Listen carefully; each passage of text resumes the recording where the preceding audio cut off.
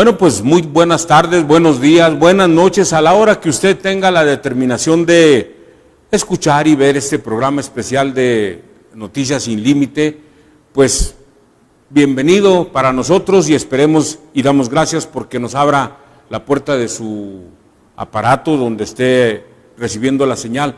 Pero además, fíjese usted, hoy está muy bonito este día y es un muy buen día para decirle que, pues que nos abra poquito su corazón. Un corazón del que sea es el corazón que necesitamos, porque hoy tenemos pues una gracia, una alegría, una fortaleza de meternos en un programa donde está, aparte de un amigo, un compañero, pues está alguien que nos quiere pasar su experiencia. Y eso de antemano, un agradecimiento. Es muy poca la gente que dice, mira, aquí están mis manos, aquí traigo mi experiencia en bulto y a colores y la quiero platicar, pues para que la conozcan, no para que yo me sienta por encima de la propia experiencia, sino para que sea de utilidad, porque es una experiencia vivida en Durango, movimiento del 66, denominado a veces movimiento del Cerro del Mercado, y a veces también se dice pueblo mío y se dicen muchas cosas, y se ha escrito mucho, y hay veces que escriben los que participaron, y hay veces que escriben los que recogieron las ideas, los sentimientos de aquellos que participaron. Y me refiero, voy a lo mejor a cometer algún error, pero pues como estamos en internet, pues como que nos vale, porque a veces decimos los sobrenombres, y dicho esto con mucho respeto, pues estamos con Francisco Javier Salas García, en el mundo del estudiantado, en el mundo de la práctica de cuando no se tiene y se reparte lo que no se tiene por mitad. Es una época muy hermosa, pues es el Conejo Salas.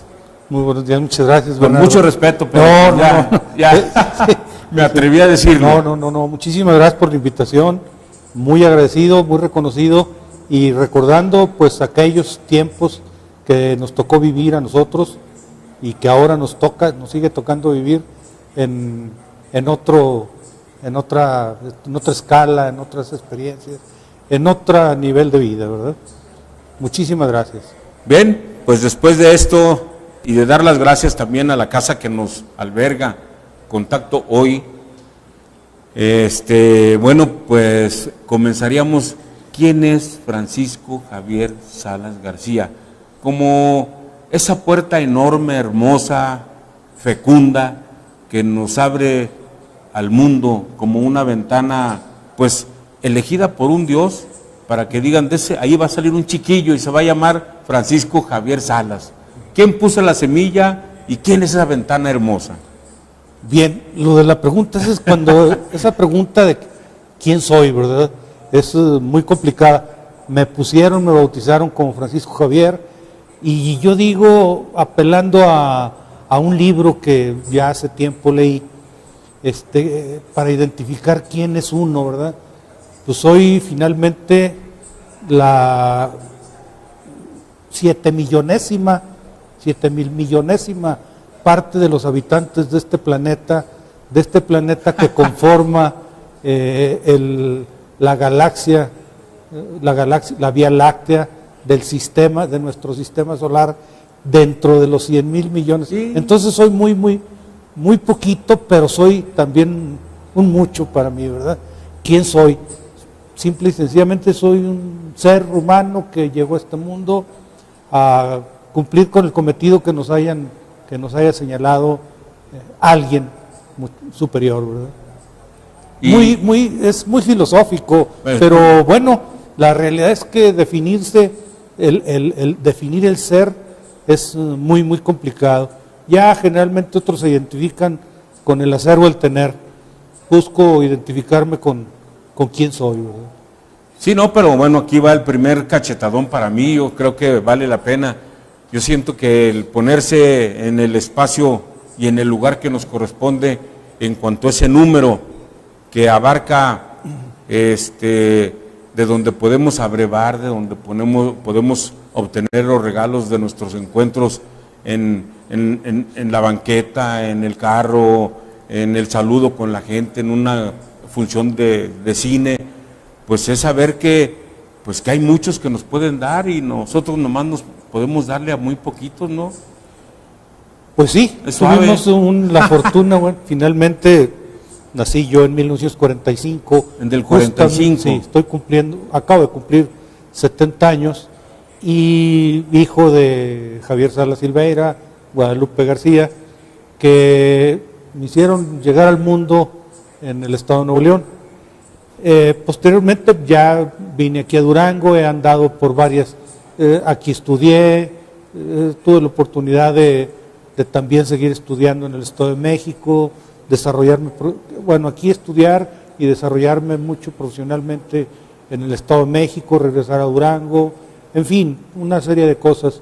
Dentro de lo que es la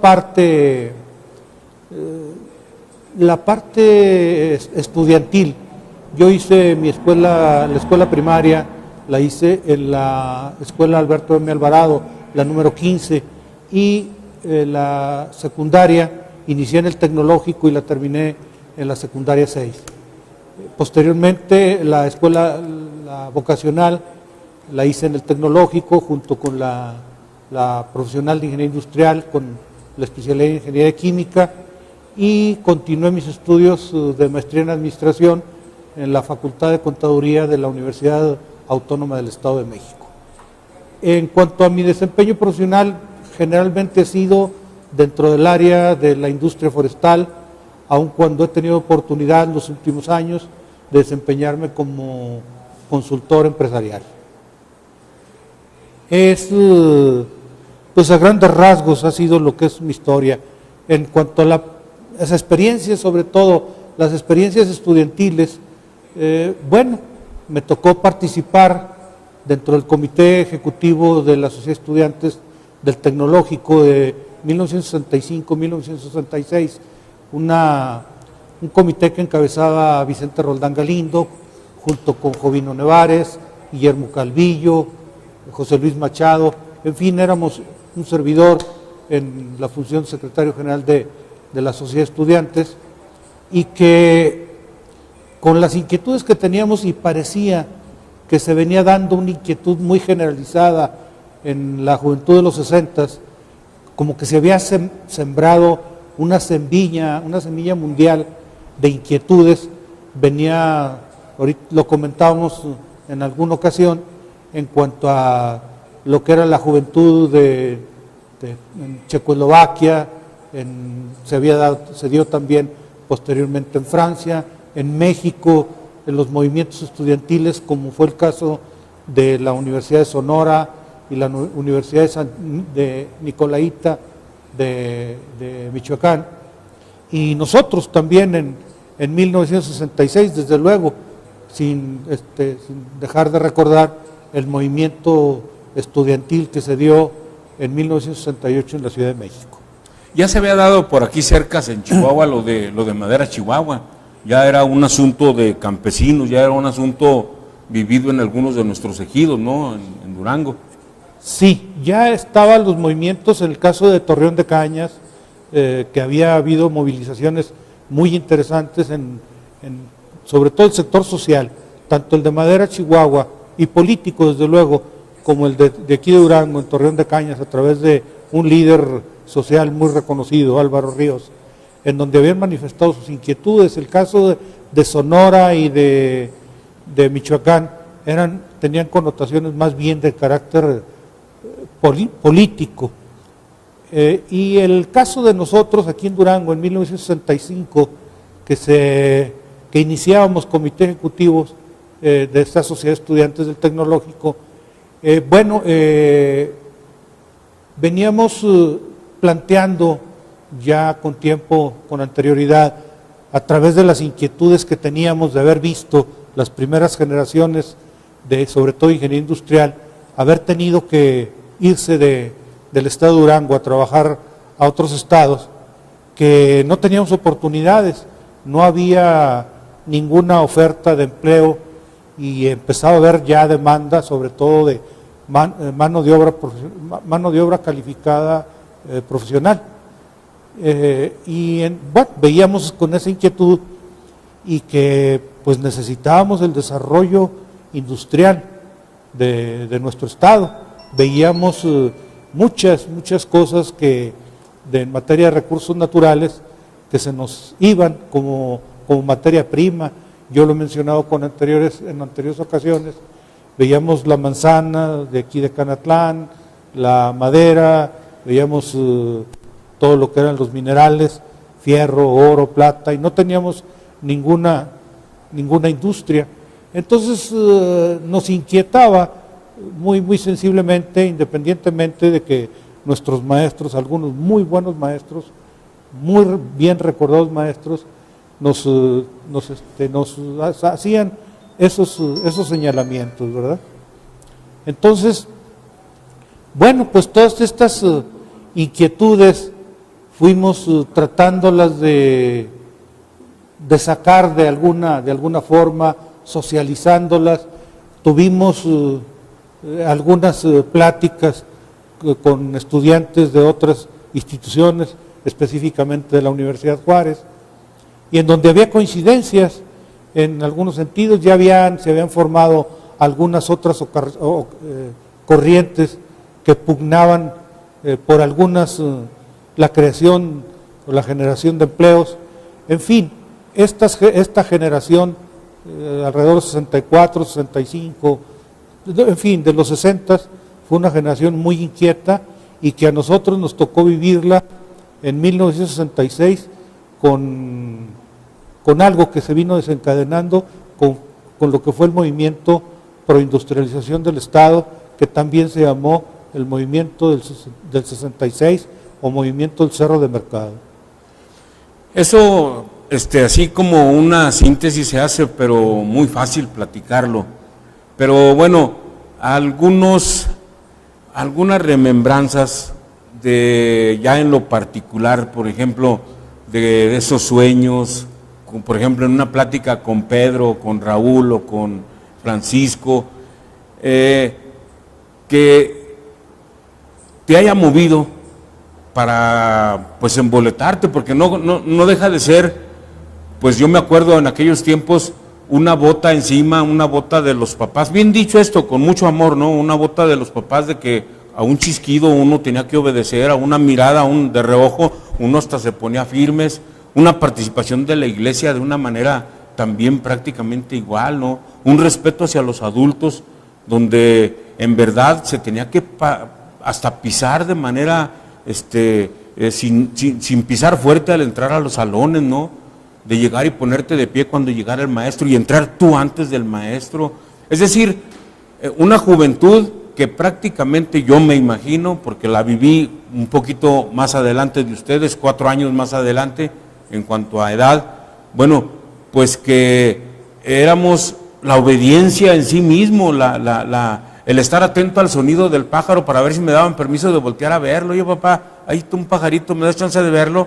Porque yo no sabía si me iban a dar permiso o no, ¿no? Entonces, ¿cómo fue esa salida del cascarón, de un cascarón que socialmente dicta las pautas y el que está dentro del cascarón la sigue a pie juntillas para decir, hey, voy a un movimiento, y a ti te toca apoyarme, no te toca dirigirme?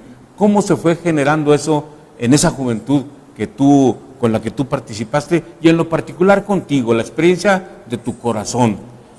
Bueno, a mí en lo particular lo que me empezó a mover fue la música de rock and roll, escuchar la música de los Estados Unidos, venían cantantes muy famosos de aquella época que rompieron con todo el esquema de la música, sobre todo la música juvenil. Venía Elvis Presley, Paul Anka, Chuck Berry, en fin, Bill Haley, una corriente muy interesante que venía rompiendo con todos los esquemas, ¿verdad? Sobre el amor, música, sobre qué temas. Sí, en la cuestión de cierta rebeldía, a todas esas, precisamente a todas estas cosas tan avasallantes, tan impositivas por parte de una sociedad. Qué bien que se daba la parte del respeto y hasta la veneración hacia los mayores, era bien, pero si había sentía un cierto abuso de autoridad para impedir la manifestación del joven en los nuevos gustos. Finalmente éramos producto, esa juventud, esa niñez o esa adolescencia de lo que venía de la Segunda Guerra Mundial, y en ese sentido, bueno, pues veníamos tratando de romper éramos iconoclastas, lo que nos llamamos en ese tiempo iconoclastas, sí.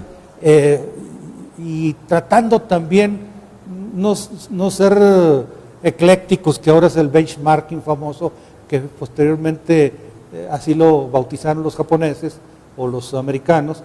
En ese sentido nos movíamos, y bajo ese esquema empezamos. Una forma de manifestarnos fue a través de la música, ya sea de la interpretación o escuchando ese tipo de música, nuevas películas, como el caso de Rebeldes sin Causa, Nido de Ratas, una serie de películas que venían rompiendo con esa tremenda disciplina que se nos había impuesto. En ese sentido, como adolescentes y ya como jóvenes, se nos empezó también a despertar la inquietud de carácter social, las corrientes que se venían dando ya de la información en cuanto a lo que era el socialismo, el comunismo, el imperialismo, todas estas cuestiones que se hablaba o bien del bien común, de la justicia social, que no le encuentro grandes diferencias, que son primas hermanas, pero que se analizaban o se enfocaban sobre diferentes enfoques. Entonces esa parte de conciencia social en esa juventud se nos fue cada vez acentuando más, de tal manera que ya no nos inquietaba solamente el ir a la fiesta, a la tardeada, el reto con el libro o con el maestro, sino que ya nos interesaba las cosas más allá de lo que era el aula, el salón de clases, o la clase, que no cátedra, o cátedras en algunas ocasiones, de aquellos grandes maestros que teníamos, pero que el tema de lo que nos tocara, ya fuera de matemáticas, o de física, o de hidráulica, fueran todavía más allá, ya nos inquietaban las cosas de la sociedad, ya nos interesaba en ese tiempo el kolhoz ruso, el kibutz israelí, el ejido mexicano, la comunidad, lo que eran los comuneros, que fue anterior al ejido mexicano, su desarrollo. Y en esa inquietud veíamos que México, y bueno, Durango en lo particular, no caminaba, no progresaba, y seguimos en la misma frecuencia. Oye, y en ese mismo espacio en que se desenvolvieron como jóvenes, bueno, el tecnológico tenía ya para entonces mucho material humano del medio rural también, todavía ya existía mucha gente del medio rural estudiando en el tecnológico. Y otra pregunta, ¿quiénes eran las familias de los alumnos?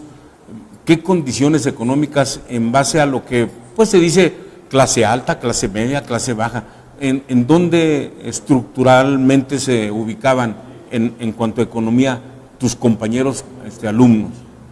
Predominaba la clase media baja, media baja, y creo que eso era lo que predominaba.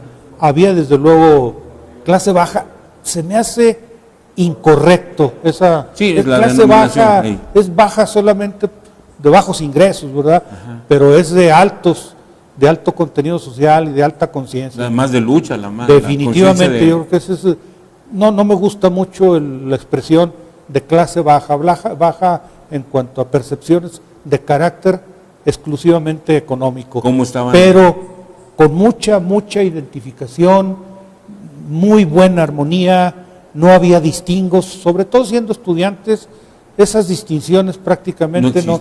Ahorita se me vienen a la mente porque teníamos compañeros que yo desde luego desde primaria, desde la escuela primaria, había compañeros que pues sí lo batallaban, eran de origen muy humilde y que, bueno, pues hacían esfuerzos por estar en la escuela, los padres hacían esfuerzos por tenerlos en la escuela, y eso sucedió en la primaria, en la secundaria y hasta durante la profesional. ¿De dónde venían?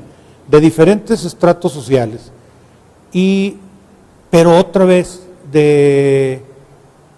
yo creo que había una gran afinidad, cuando vamos en el tecnológico, en cuanto al movimiento social, eso se veía, no se veía elitismo, ni nada que se le parezca. Se comprendió muy bien al problema socioeconómico, el problema de la misma vida de la gente del campo, de la gente de la ciudad, de la gente que menos tiene en lo económico. Venía gente de diferentes partes, no solo aquí en el estado, de diferentes partes del estado, sino de otros estados.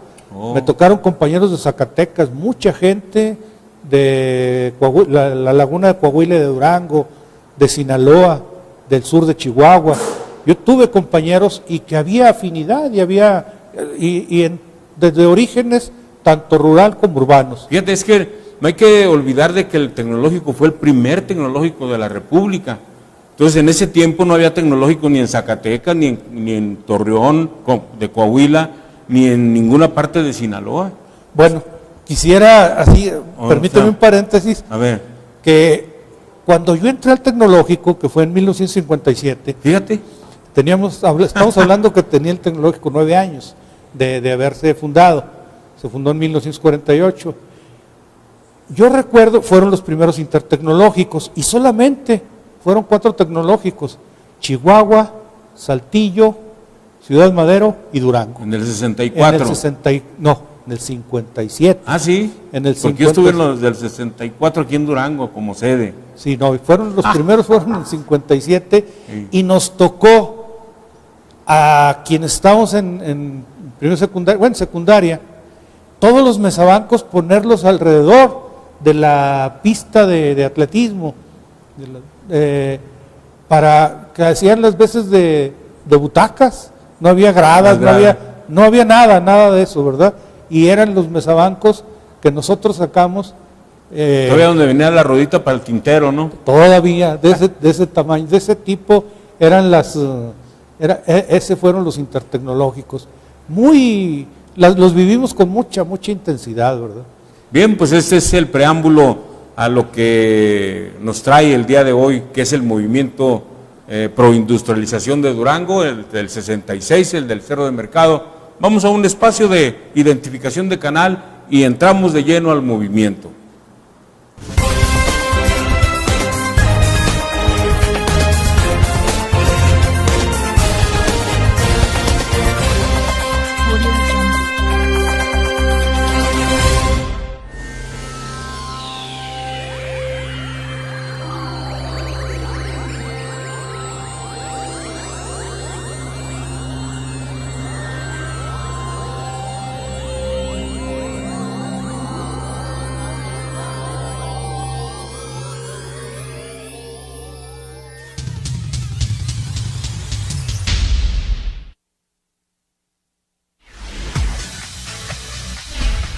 Contacto Televisión, la televisión joven.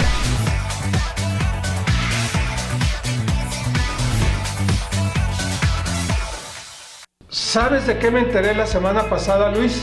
¿De qué? De que en mi último trabajo me cotizaron solo 5 años de 10 que trabajé. Tenías razón, Gaby, era cuestión de preguntar. No inventes, ¿en serio nos dieron el dinero? Sí, en serio, hay muchos apoyos para empresarios, pero pocos nos enteramos. La información puede mejorar tu vida. El IDAIP garantiza tu derecho a saber y protege tus datos personales. Solicitar información es tu derecho. México se está moviendo con la nueva autopista Mazatlán-Durango, una de las obras más asombrosas de Latinoamérica. Reduce en más de 4 horas el tiempo de recorrido. Además, conecta al Golfo con el Pacífico, comunicando al corredor económico del norte del país. Y eso no es todo. Se han construido más de 450 kilómetros de autopistas y carreteras y se han modernizado 2.200 más. Esto es mover a México. Mover a México. Gobierno de la República.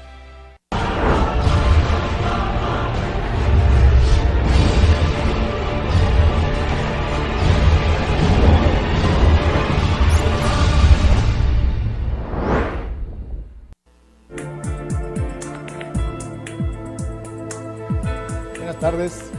Los invitamos a ver su programa Salud, La Otra Dimensión, los jueves de 7 a 8 en vivo, donde vamos a ver temas de salud y bienestar.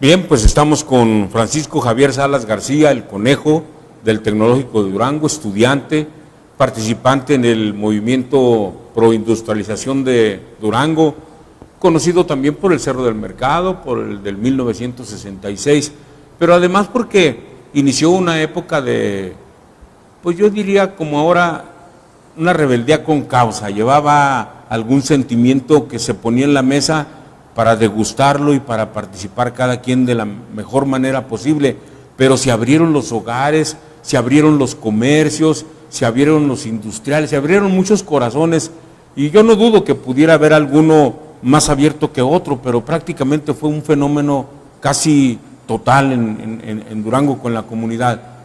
¿Cómo se estructuró de una manera platicada, no de una manera esquemática? ¿Cómo fueron los que participaban en la comunicación del pueblo, las noches aquellas del pueblo mío? ¿Cómo vibraron los corazones juveniles al escuchar al compañero y quién gritaba mejor según el Conejo Salas? Mejor en el aspecto de que te identificaras. ¿Cómo nos lo platicas para degustarlo nosotros ahora? Bueno, ahí hay dos situaciones. Primero, los del tecnológico fuimos los que, bueno, hablando ya del 2 de junio, en lo particular, del 2 de junio de 1966, traíamos una serie de inquietudes que veníamos desde enero del propio año con el planteamiento de la creación de la Ruta del Estudiante. Fue el primer movimiento que hicimos. Una ruta para llegar al tecnológico. Exacto, no solo que llegara al tecnológico. A ver, eso está bonito. Nosotros en 1965 le planteamos al entonces gobernador Enrique Dupré Ceniceros, le planteamos una serie de necesidades para el tecnológico. Dentro de ellas planteamos de manera muy general la creación de la Ruta del Estudiante, que decíamos que debiera de darle servicio a la escuela normal, a la Minerva, a la Morelos, que estaban en Hidalgo y Negrete, a la Pedro Chávez, al Sor Juana, al Tecnológico y a la secundaria 6, y en consecuencia hasta a la secundaria Benito Juárez, que fuera un circuito que se creara una ruta que nosotros le llamamos del estudiante. Se empezó a dar un poquito de largas, de tal manera que en enero nosotros salimos a la calle y esa inquietud la manifestamos, primero secuestrando unidades de la CTM, autobuses y carros de ruta, para hacernos oír con mayor rapidez y claridad. Y entonces, una vez ya secuestradas ahí que estaban en las instalaciones del Tecnológico, nos fuimos a la Dirección de Tránsito y Transportes, que quien estaba encargado era el señor Vadillo, creo que don Juan Pablo Vadillo. Y entonces le expresamos que queríamos que se estableciera esa ruta del estudiante y que queríamos que ese servicio nos lo dieran el sindicato de choferes afiliadas a la CROC, que no queríamos que nos lo diera ese servicio el sindicato de los choferes de la CTM. Llegó en ese tiempo don Antonio Ramírez, en esos momentos llegó don Antonio Ramírez y manifestó ahí, en el estilo que él acostumbraba, que a él lo habían parido arriba de un carro de sitio y que nosotros no le íbamos a decir quiénes daban o no daban el servicio, que eso él lo vería. Y le digo, no, lo vamos a ver nosotros, y lo que es más, no vamos a permitir que la CTM dé ese servicio. Queremos que la ruta del estudiante la dé los choferes, el sindicato de choferes que está afiliado a la CROC. De ahí, fue una diferencia que no se concluyó a nada, entonces nosotros optamos por retirarnos y nos fuimos ya un grupo bastante nutrido de estudiantes al Palacio de Gobierno, en donde nos entrevistamos con el ingeniero Dupré, gobernador, y le expresamos nuevamente cuáles eran nuestras inquietudes, y prácticamente en ese momento se decidió. Ya para entonces ya estaba ahí citado Felipe Ibarra, que era quien encabezaba, don Felipe Ibarra encabezaba a la Confederación de Obreros y Campesinos, la CROC, y también estaba don Salvador Salazar, que era quien encabezaba el sindicato de choferes de la CROC, junto con Roberto Cusín, Benjamín Sarabia, había otros líderes también. Ese fue el primer movimiento, la primera inquietud que manifestamos nosotros acerca de que íbamos nosotros por un cambio, no solo ya ser en la ciudad, no solo fuera de nuestra escuela, sino que ya estábamos pensando en cosas de otro tamaño, de inquietudes sociales que ya veníamos estado teniendo pláticas con algunos estudiantes de la universidad, pero que los líderes, sobre todo los líderes formales, no se decidían. Ellos andaban más inquietos o más interesados en algunas otras cuestiones, como eran sus festejos estudiantiles, que pues, les dejaban más o menos un buen dinero, que lo que pudiera ser un eventual movimiento estudiantil, que estábamos ya no solo visualizando la industrialización de manera general, sino que estábamos identificando ya como bandera de lucha el Cerro de Mercado. Hubo un pleito, parece entonces, entre las dos centrales obreras del Volante, ¿no? Yo me acuerdo de un cuate que levantó el carro, se le ponchó, era un chofer, estaba grandote, era de San Miguel de Cruces, y lo levantó, de esos carros de pura laminota de 40, ¿no? Y lo levantó para que quitaran la llanta, y a mí se me hizo, ay mamacita, hasta dio miedo, pero era muy bondadoso con los estudiantes. Nosotros inclusive teníamos muy buenas relaciones con el sindicato de la CROC. Bien, habíamos tenido pláticas con ellos, nos aceptaban en sus asambleas, en fin, inclusive nos dieron credenciales como miembros honorarios de su sindicato. Y bueno, Esto es el preámbulo para llegar a la pregunta. Vámonos. En el sentido de que llega el 9 de mayo, un grupo de estudiantes del Tecnológico y de la universidad, yo no subí en esa ocasión, toma el cerro. Yo no quise subir porque no estaba de acuerdo, yo decía que teníamos que tener el consenso y el apoyo de toda la base estudiantil, de la gran mayoría de las escuelas en donde pudiéramos formar conciencia, en donde como no se había trabajado lo suficiente, entonces lo veía yo como una calentura de momento. Entonces al manifestar mi desacuerdo me tacharon de otras muchas cosas, ¿verdad? De no haber querido subir, pero por lo pronto técnicos y universitarios el 9 de mayo hacen la primera toma del cerro. Bien. Se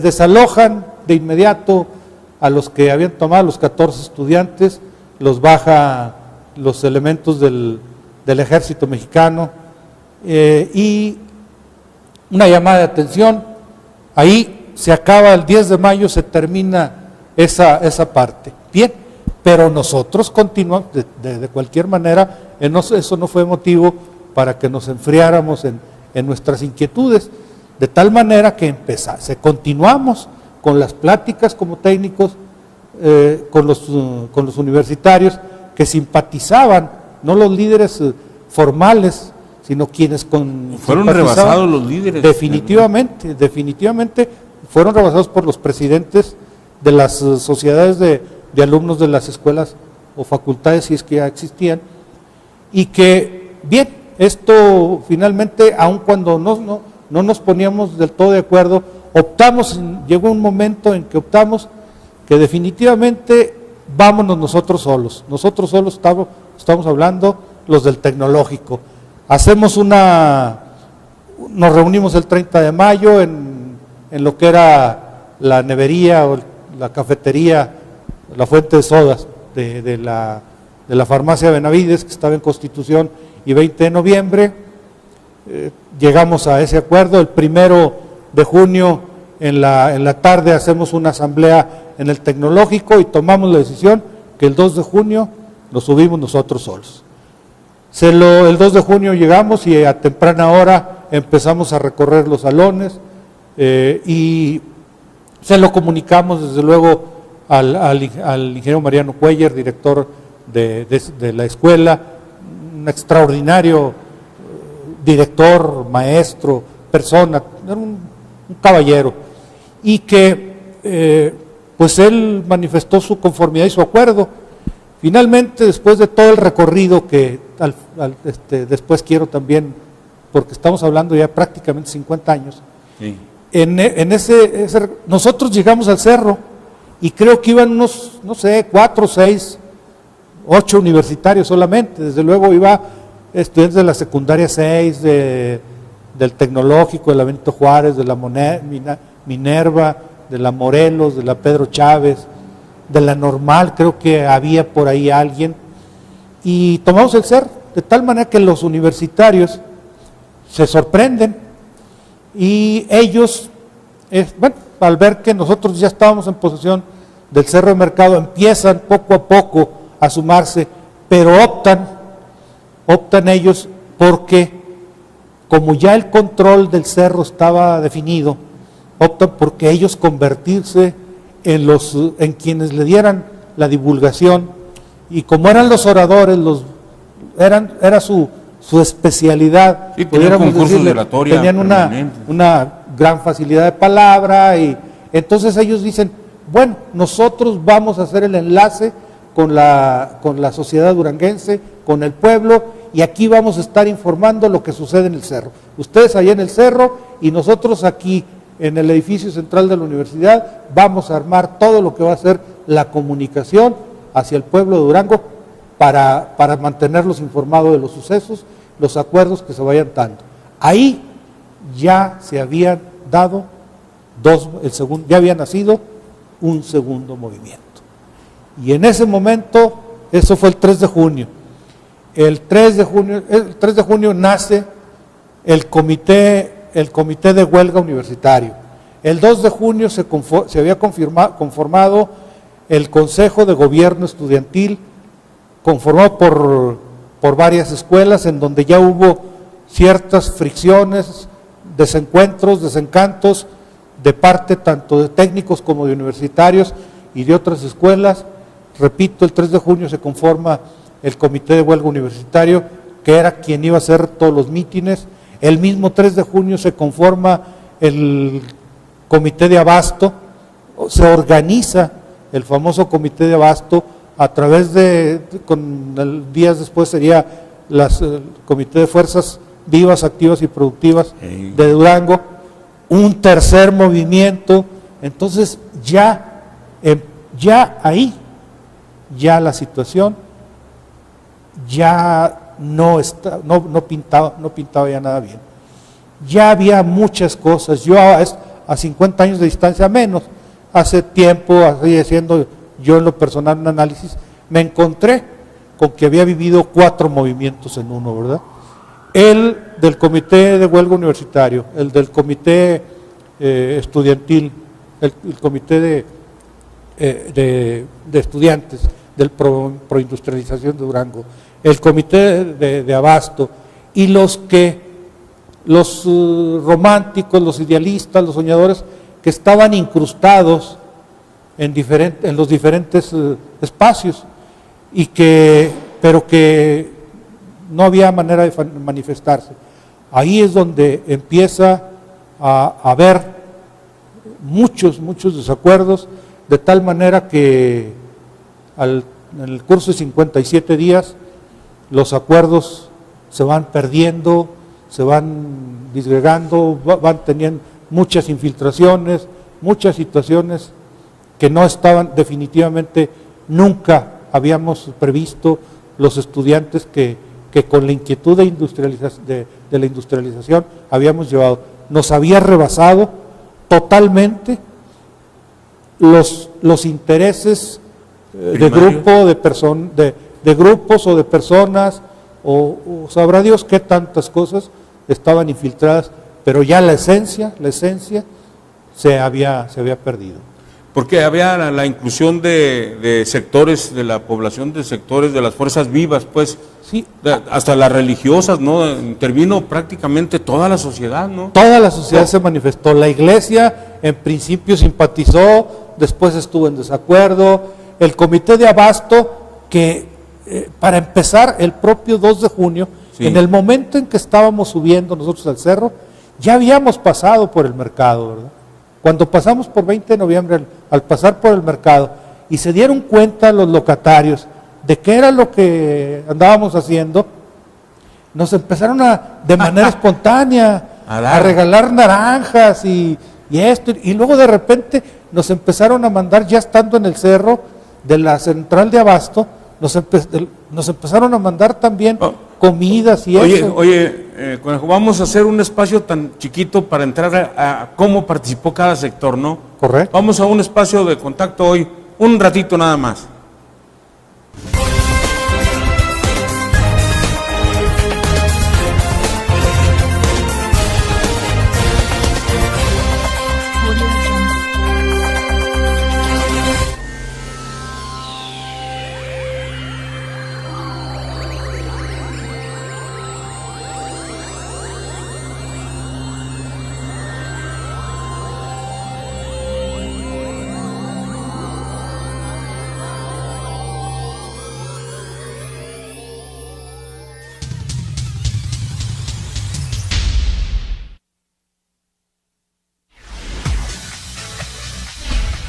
Contacto Televisión, la televisión joven.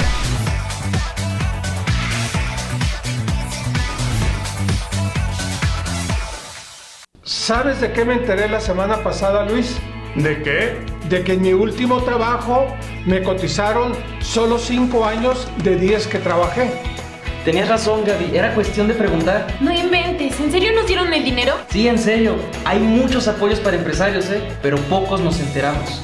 La información puede mejorar tu vida. El IDAIP garantiza tu derecho a saber y protege tus datos personales. Solicitar información es tu derecho.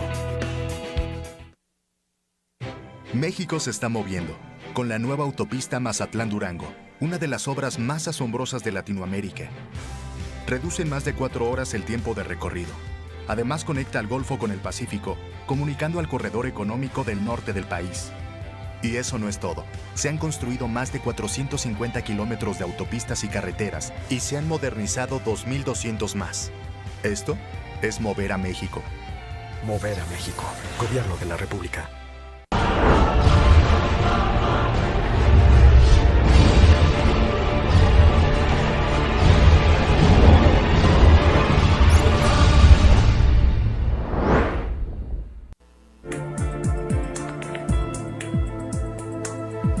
Buenas tardes. Los invitamos a ver su programa Salud, La Otra Dimensión, los jueves de 7 a 8 en vivo, donde vamos a ver temas de salud y bienestar.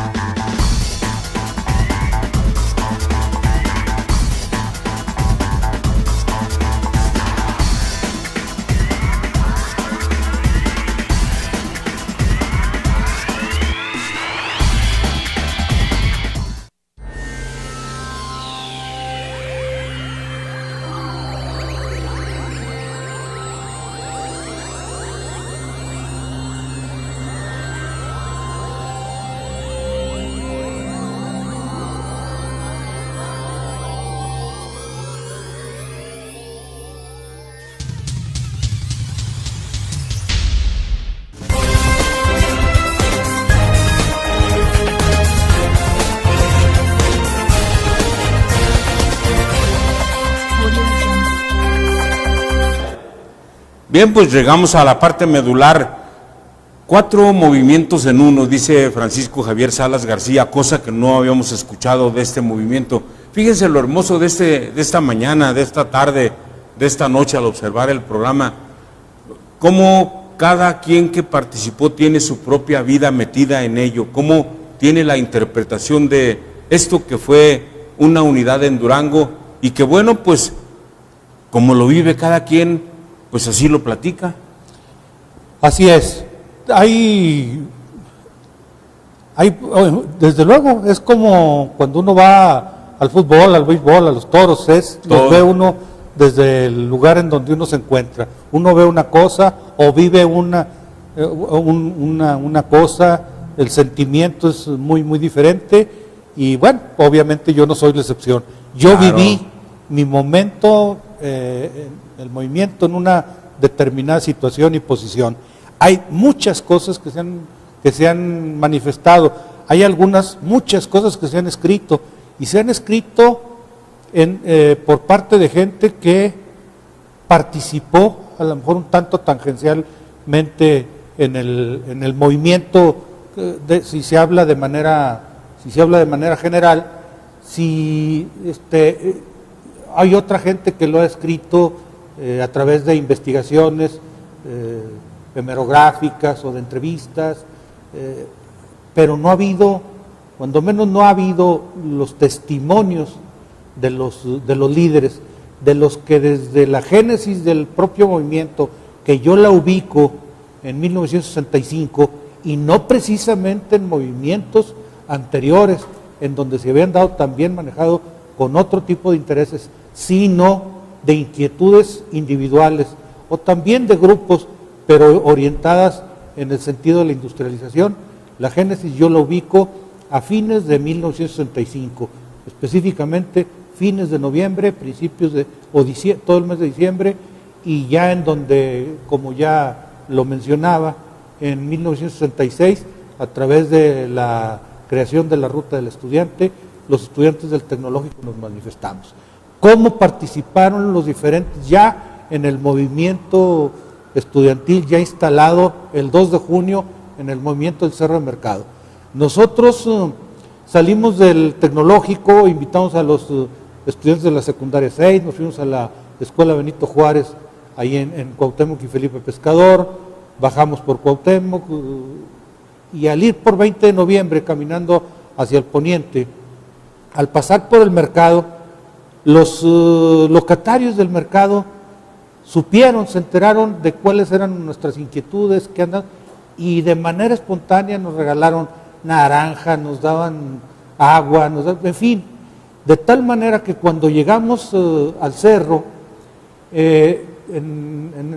eso de las, no sé, 12 y media del día, empezaron a llegar ya algunos suministros por parte de la central de abasto, sin que nadie ni les pidieran, ni nada, de manera muy espontánea. Esa fue la primera respuesta que tuvo el pueblo de Durango para con los estudiantes, para con nosotros que nos habían visto caminar en el andar cruzando la ciudad, en donde íbamos a tomar el cerro como bandera, cuyo propósito, cuyo objetivo básico, principal, era la industrialización de Durango.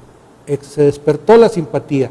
Repito, ya lo que se desencadenó después, fueron otras cosas, otros intereses, muchas cosas de las que se ha hablado, se ha escrito, se ha dicho, se ha toditito, ¿verdad? Pero lo más grave, se han satanizado a los estudiantes y nos han etiquetado, nos han estigmatizado como estudiantes vendidos. Esa fue la ganancia, entre comillas, que tuvimos los estudiantes, se vendieron. Y yo hasta la fecha he preguntado a la gente que es que se vendieron. ¿Quiénes se vendieron y quiénes los compraron? No entiendo, yo todavía, nadie me ha, como dicen, que alguien me explique qué pasó, así que, ¿por qué se menciona eso? Cualquier situación de inicio, de que hubiera sido rebasado. El movimiento se acabó o se terminó sin los resultados o los logros que habíamos nosotros buscado, porque no hubo, a mi juicio, la capacidad ni política, ni empresarial, ni social para poder alcanzar el propósito que perseguíamos los estudiantes. Los estudiantes hicimos nuestra parte, nosotros no podíamos meter un solo peso a una planta, a un alto horno, a una planta de arrabio, a lo que fuera. Nosotros difícilmente conseguíamos para el autobús o para el carro de ruta para ir a nuestra escuela, o bien también para comprar nuestros libros. Cuando bien nos iba algunos para comernos allí un lonche o algún refresco en la escuela, pero nosotros hicimos la parte que nos correspondía, la inquietud, pero, repito, la clase política, estoy hablando no solamente de un gobernador, sino de sus diputados locales, federales, senadores, partidistas, en dónde estuvieron, en dónde estuvo la clase empresarial. Estuvo desde luego movida por intereses que no necesariamente eran solamente el aprovechamiento de los recursos minerales, sino de los recursos madereros, maderables, no del aprovechamiento del bosque, que es una cosa totalmente diferente. Y en ese sentido nos vimos nosotros rebasados ante una respuesta chata, rabona, obtusa de esas clases, en donde, ¿qué nos quedaba? Si no aceptábamos en un momento lo que nos ofrecían, que la parte de los ofrecimientos o la posición que tuvo Fundidora de Fierro y Acero de Monterrey fue correcta, fue adecuada, pero nunca hubo una respuesta por parte de la clase empresarial de aquí de Durango. El caso del gobierno federal, pues involucrarnos o meternos al programa siderúrgico nacional, no era eso lo que buscábamos, y no había quien protestara. El gobernador ya estaba prácticamente con la soga al cuello, ya se veía venir la revancha política del presidencialismo autoritario definitivo, en donde, aunque reconozco en el presidente Díaz Ordaz, uno de los presidentes más nacionalistas, su época era de un extraordinario autoritarismo, y que finalmente nos llevó a donde nos llevó. Nos bajábamos o nos matábamos, y una de las nos mataban, y a lo mejor yo pienso a la distancia, ¿por qué? Es una de las cosas que he venido repitiendo durante muchos años. ¿Por qué el 2 de octubre no se olvida? Pues porque hubo muertos, por eso no se olvida. El caso de Ayotzinapa, ¿por qué es tan repetitivo y todo? ¿Cuál es el movimiento que tenían los estudiantes de Ayotzinapa? ¿Qué era la esencia? ¿Qué buscaban? ¿Por qué se recuerda? Porque hubo muertos. Nosotros, en el movimiento social y económico, no político, nunca buscamos ni dimos ninguna pauta para que hubiera una represión. ¿Qué implicó? Que no nos trataran de reprimir.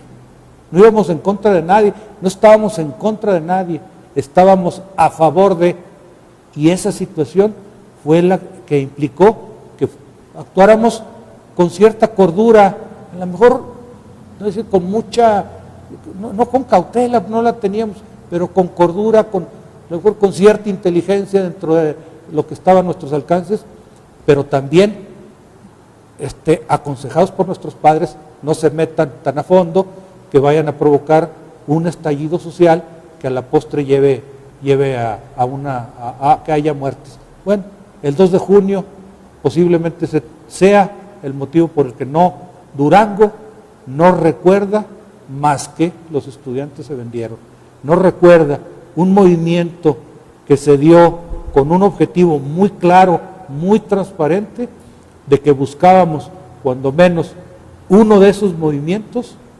buscábamos la industrialización de Durango. Pues fíjate que aquí va otro golpe bajo. Yo considero que lo que acabas de decir tú es, bueno, cada sector de la comunidad en movimiento o no movimiento, que siempre está en movimiento todo, bueno, pues a cada quien le toca hacer su parte para que Durango esté en un espacio, en un lugar determinado, en el concierto de todo lo que existe. Mientras no hagamos la parte que nos corresponde a quienes estamos en el lugar donde nos corresponde, es decir, yo no puedo hacer ahorita la parte del estudiante porque no soy estudiante, pero puedo ser la parte del padre de familia, puedo ser la parte del abuelo, puedo ser la parte de alguna manera, pues de decir una noticia, y que cada quien cumpla su parte, los diputados, como tú dijiste, los gobernadores, ahorita que estamos en plena efervescencia de elecciones, ¿no? Yo considero que esa riqueza en tu pasar por el movimiento, al observar esos 4 movimientos con diferentes ingredientes, cada uno con diferentes intereses, pues donde se reventó la hebra fue en el estudiante, fueron los vendidos, no fueron los vendidos los industriales, ni los políticos, ni los religiosos, fueron los estudiantes. Yo creo que ese viene siendo una parte rica de tu experiencia. ¿Cómo la vestirías como un editorial para despedirnos del programa? El editorial del Conejo Salas en relación al movimiento estudiantil. ¿Qué es lo que tú quieres decirle al joven, al no tan joven y al viejo? Bueno, a los jóvenes, que ojalá, me gustaría mucho que los jóvenes fueran adquiriendo una mayor conciencia social. Se vive en estos tiempos que también son mis tiempos, nada más que vistos de manera diferente. Un extraordinario materialismo, un funcionalismo, no hay comunicación, cosa totalmente absurda. Estoy hablando de que no hay comunicación cuando existen los mayores y mejores medios de comunicación que hayan existido con anterioridad, pero se viven de manera muy personal. Hay un extraordinario individualismo, hay posiblemente información, muchísima información, pero no hay comunicación. Los jóvenes se informan, pero no se comunican. Creo que esa parte yo haría un llamado a la juventud a que se comunique, a que se sensibilice, a que vea no solamente por ellos mismos, sino se vea en el seno de la familia, se vea en el seno de su colonia, se vea en el seno de su ciudad, se vea en el de su estado y en el de su nación misma. Eso sería una llamada. A los que ya mayores, que cumplan con la obligación, el deber que tienen de ser mejores padres, mejores maestros, mejores profesionistas. Y hablo aquí en el género masculino y femenino, dado que el femenino se ha incorporado de manera tremenda, iba a decir terriblemente, no es, tremendamente positiva para incorporarse a una sociedad desafortunadamente solamente en materia de productividad o de producción. Y se ha desatendido posiblemente, en el caso de la mujer, lo más valioso que tiene la mujer, que es la atención a los hijos, por lo que la ha obligado los diferentes trabajos a que la ha llevado una sociedad que solamente ve las cuestiones de carácter material. A nosotros, los que ya estamos en la tercera edad, o hasta a lo mejor hasta la cuarta, que posiblemente tengamos la posibilidad de hablar no como una añoranza y hablar como en nuestros tiempos.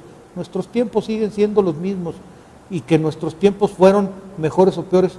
Los tiempos de los jóvenes son los mejores tiempos, y los tiempos de los viejos también son los mejores tiempos. Los tiempos que nos da la vida son los mejores tiempos para quienes la hemos sabido vivir. Y entonces creo que nosotros ya, como adultos mayores, la obligación de vivir nuestra vida y expresar nuestras enseñanzas no como una añoranza ni nada que se le parezca, sino como algo que podamos aportar, sobre todo en la inquietud que deban de tener las nuevas generaciones. Esa sería la... Bien, pues no cabe más que agradecerte la bondad de haber platicado con nosotros sobre los pasajes de tu vida. Es un regalo bonito porque nos regalas parte de tu vida. Yo siento que vibraste, nos hiciste también recordar algunas cosas que como jóvenes, bueno, pues las escuchamos, y en algunas otras participamos así de refilón porque éramos de la Feria del Tecnológico.